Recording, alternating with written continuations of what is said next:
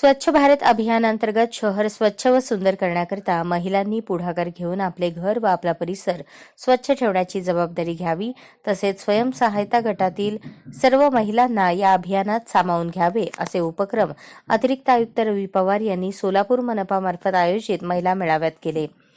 सोलापूर मनपा स्वच्छता विभागाच्या वतीने महापालिकेतील यशवंतराव सभागृह येथे शहरातील बचत गटाच्या अध्यक्ष आणि सचिव यांची प्राथमिक बैठक आयोजित करण्यात आली होती. या बैठकीमध्ये महापालिकेच्या वतीने 2 ते 12 डिसेंबर या कालावधीमध्ये विशेष स्वच्छता मोहीम आयोजित करण्यात आली असल्याची माहिती यावेळी देण्यात आली. या मोहिमेमध्ये महिला बचत गट सहभागी होणार आहेत. या बैठकीमध्ये बचत गट महिलांकडून शहरातील स्वच्छतेबाबत अभिप्राय घेण्यात आले आणि त्यामध्ये सुधारणा होईल असा आराखडा तयार करण्याबाबत चर्चा करण्यात आली. यासोबत ज्या बचत गट महिला कापडी पिशव्यांचे उत्पादन करतात अशा बचत गटांना व्यापारी संघटनेसोबत मनपामार्फत जोडून दिले जाणार आहे. त्यामुळे शहरातून प्लास्टिकचा उपयोग कमी करण्यासाठी मदत होईल.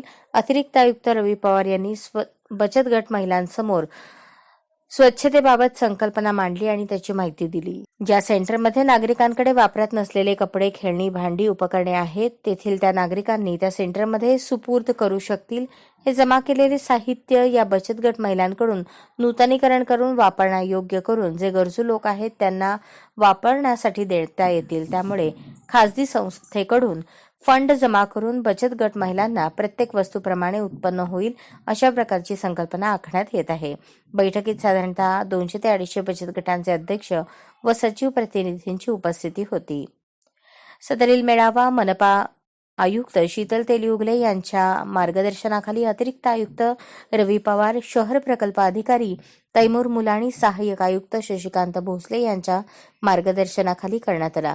यावेळी मुख्य सफाई अधीक्षक नागनाथ बिराजदार, सफाई अधीक्षक अनिल सराटे, शहर अभियान व्यवस्थापक समीर मुलाणी, सर्व समुदाय संघटक तसेच शहरातील सर्व मुख्य आरोग्य निरीक्षक उपस्थित होते.